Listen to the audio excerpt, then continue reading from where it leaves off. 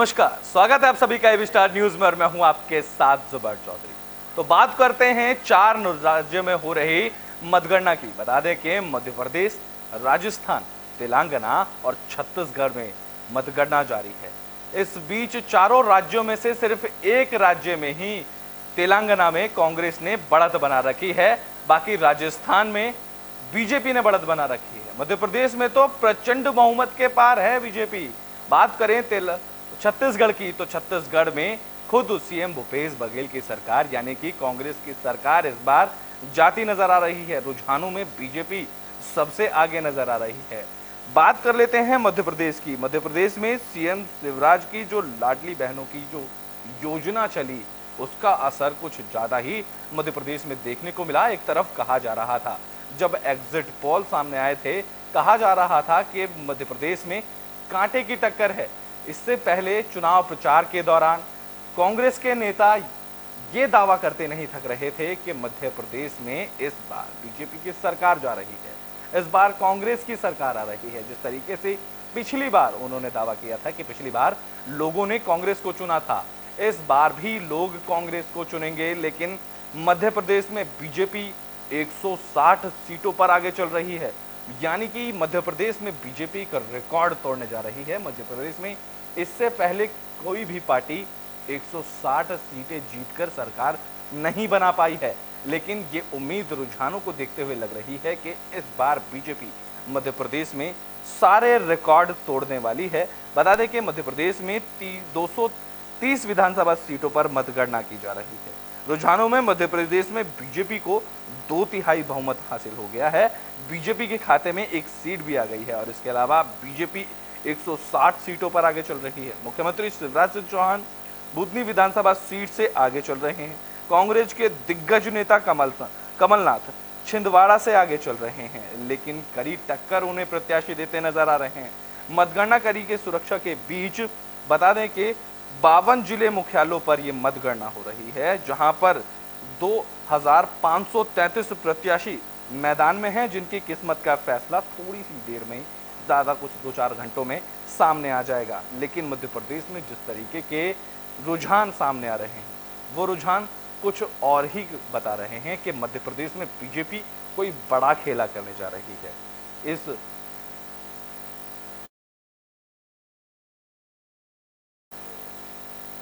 मध्य प्रदेश में बीजेपी रुझानों में सबसे आगे। इस कड़ी में हम चर्चा करेंगे हमारे वरिष्ठ पत्रकार गणेश जैन से। गणेश जैन, मध्य प्रदेश में किस तरीके की स्थिति बीजेपी की नजर आ रही है? ये तो आशा बीजेपी की तो आशा के अनुरूप जा रहा है। जैसा बीजेपी का दावा था, बीजेपी का तो जो उनका कहना था बीजेपी के नेताओं का, उनके तो अनुकूल है आंकड़ा। जी जी जी। कांग्रेस का दावा था, यहाँ पर उस दावे को तो जमीन में नहीं दिखती नजर आ लेकिन रही वो है। दावा दबी आवाज में था। मध्य प्रदेश में भी इस तरीके का दावा बीजेपी की जो कर रही थी, वो दबी आवाज में था। कांग्रेस हालांकि जरूर चिल्ला चिल्ला के ये दावा कर रही थी कि मध्य प्रदेश में तो सरकार कांग्रेस बना रही है, मध्य प्रदेश में इस बार लोग बीजेपी को जवाब देंगे। लेकिन कहीं ना कहीं मध्य प्रदेश में ये बड़ा खेला हो गया। जो दबी आवाज में बोल रहे थे कि हम सरकार वापस बना रहे हैं। लेकिन जी। जनवरी का जो हम जनवरी में थोड़ा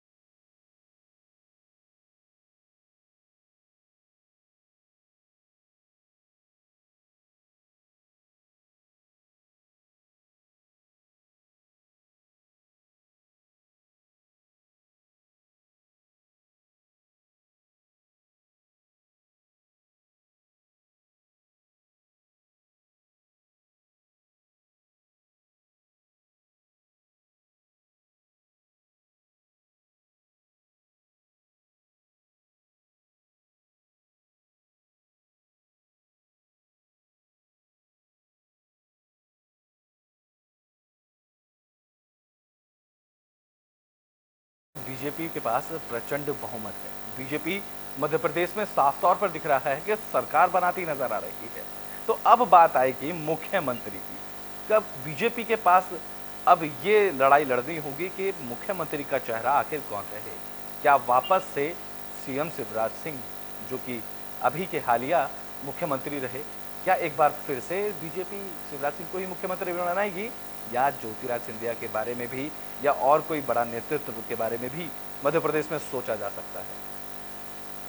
ये एक बड़ा सवाल है। आप जी मुख्यमंत्री का चयन बीजेपी के लिए भी बड़ी चुनौती बन जी, जाएगा। बड़ी चुनौती आने वाली है, क्योंकि हाँ, बीजेपी के सारे नेताओं को एक झंडे के नीचे एक मतलब एक पीएम के लिए सहमत करना, जी एक जी चेहरे के लिए सहमत करना, तो खासतौर से विंध्य, महाकौशल, मालवा, बुंदेलखंड और आपका जो पूरा एरिया है चारों तरफ के, तो जी उनमें आप सभी नेताओं को एक चेहरे के लिए मनाना, ये बीजेपी के सामने एक बड़ी चुनौती है। उसमें ज्योतिरादित्य सिंधिया को भी यदि वे चेहरा लगाते हैं, सामने लेकर आते हैं सीएम के तौर पे, तो यहाँ पे बिंद और महाकौशल और मालवा को मनाना थोड़ा सा कठिन हो जाएगा जी, क्योंकि रुझानों जिस तरीके से रुझान आए लेकर आते जी, हैं। यस, जिस तरीके से रुझान आए, सीएम शिवराज सिंह और ज्योतिरादित्य सिंधिया ने सुबह ही मुलाकात कर ली, दोनों आवाज पर मिले, रुझानों के साथ बयान भी सामने आए। तो ये स्थिति क्या इस तरीके से लग रही है कि बीजेपी के सामने अब मध्य प्रदेश में एक चुनौती आ गई, क्योंकि बीजेपी प्रचंड बहुमत के साथ तो सरकार बना रही है मध्य प्रदेश में, जिस तरीके से रुझान बता रहे हैं, लेकिन मुख्यमंत्री के सामने भी किसी भी चेहरे को ये सामने लाते हैं तो उस पर सहमति बनाना जी, के सामने चुनौती तो हो सकती है। तो जिस तरीके से कांग्रेस की इस चुनाव में स्थिति रही, बिल्कुल पछड़ती नजर आ रही है मध्य प्रदेश में, किस वजह से कांग्रेस की ऐसी स्थिति बनी मध्य प्रदेश में? कांग्रेस में एकजुटता का अभाव दिखा शुरुआत से ही। जी, में एकजुटता नहीं होने की वजह से 2008 में 18 में भी इन्हें नुकसान हुआ। 2018 में तो दिग्विजय सिंह ने जो यात्रा की थी उसका काफी असर कांग्रेस को पड़ा था, उसमें कांग्रेस को सीट भी मिली थी, कांग्रेस ने सरकार भी बनाई थी, उसका असर इस बार का असर दिग्विजय सिंह का नहीं पड़ता दिखाई दिया। जीतने से यदि एकजुटता होती तो 22 लोग छिटक के क्यों जाते आप? जी वो तो जी जी जी, यही तो बात है कि ज्योतिरादित्य सिंधिया ने अपने साथ कई विधायक को लेकर सरकार तोड़ दी। अपनी मातृ संस्था के प्रति कितने लायबल है, जी, ये दिखाता है कि आप छिटक के गए। इसका मतलब ये है कि आप लायबल नहीं है। कर्नाटक के जो सीएम हैं सिद्धरमैया सीधे तौर पर रुझानों से पहले ये कहते नजर आ रहे थे कि इस बार कांग्रेस का कोई विधायक नहीं टूटेगा, लेकिन ये स्थिति टूट लूट की तो नजर ही नहीं आ रही। सीधे तौर पर मध्य प्रदेश में तो प्रचंड बहुमत के साथ बीजेपी आ रही है, उनका इस बयान का तो फेरबदल हो गया तुरंत, उनके बयान का कोई वक्तव्य नहीं बचा। तो और बीजेपी के पास और क्या चुनौतियां रहेंगी इन रुझानों के बाद? अभी बीजेपी के सामने तो सबसे बड़ी चुनौती है कि एक ऐसा चेहरा सीएम के लिए जो पूरे प्रदेश को नेतृत्व दे सके, एक संगठन को नेतृत्व दे सके, ऐसा चेहरा उनको दिखाना सबसे बड़ी चुनौती है। लेकिन बीजेपी एक ऐसी अनुशासित और ऐसी पार्टी है जो अपनी रणनीतियों को बहुत आसानी से मनवा लेती है। जो पार्टी नौ केंद्रीय मंत्रियों को चुनाव लड़ा सकती है जी, उसका अनुशासन आप इसी बात से लगा लीजिए कि कहीं कोई विरोध नहीं, कहीं कोई वो नहीं, सब एक झंडे के नीचे काम करने वाली पार्टी है जी, ये। तो आप समझिए कि मैं किसी के फेवर में या किसी का अगेंस्ट नहीं, लेकिन लोकतंत्र के अंदर ऐसी अनुशासित पार्टियां ही मतलब काम करती हैं और वो उसका नतीजा दिख रहा है। हम सन 80 की भारतीय जनता पार्टी की बात करें और आज 2023 की भारतीय जनता पार्टी की बात करें तो आप देखिए कि इन्होंने बहुत समर्पित भाव से इनके नेताओं ने काम किए, जिसके परिणाम स्वरूप आज ये लोग बैठते हैं। तो मध्य प्रदेश में जी जो नेतृत्व कर रहे थे 70 साल से, आज उनको 1-2 सीटों के लिए तरसना पड़ रहा है और उनको बड़े कांग्रेस पिछड़ती नजर आ रही है जी, उसका उनको आत्मावलोकन करना चाहिए। हर आदमी को जब वो डाउनफॉल में जाता है तो उसको अपना आत्मावलोकन करना चाहिए कि वो कहाँ गलती कर रहा है। जी, और विरोधियों से सीखने में क्या दिक्कत है कि हमारा विरोधी आगे बढ़ रहा है तो सीख लो कि हम वो कहाँ अच्छी किस जगह पे सॉलिड है, तो उसको हम भी।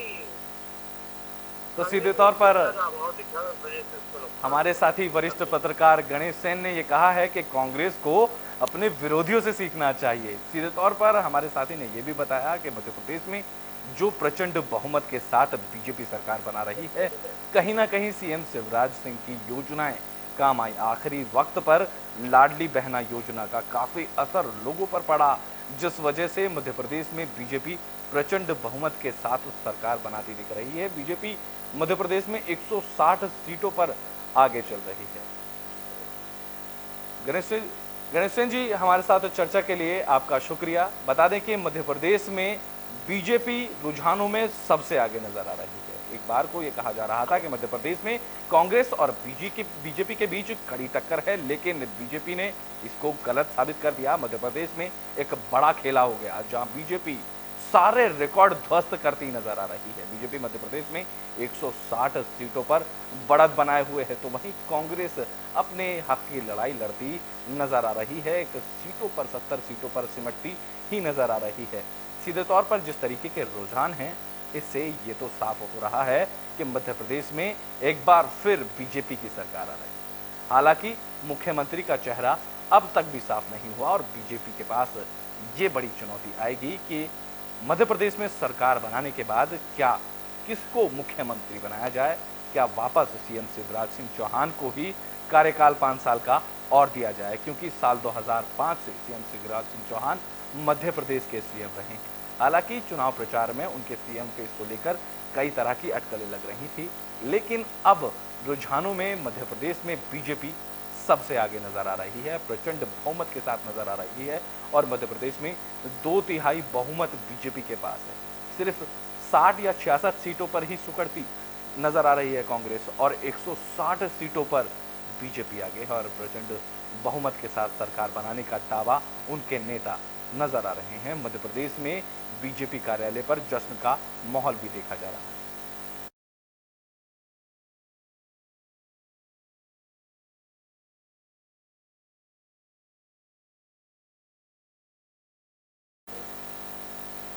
तो मध्य प्रदेश के चुनाव की स्थिति साफ होती नजर आ रही है। रुझानों से ये साफ पता लग गया है कि मध्य प्रदेश में बीजेपी की सरकार बनने वाली है। बीजेपी पूर्ण बहुमत के साथ सरकार बना रही है और बीजेपी मध्य प्रदेश में पिछले कई सालों के रिकॉर्ड तोड़ती हुई नजर आ रही है। हालांकि अब बीजेपी के आगे पास मुख्यमंत्री के चेहरे को लेकर चुनौती जरूर है, लेकिन बीजेपी इसको भी पार करती नजर आएगी।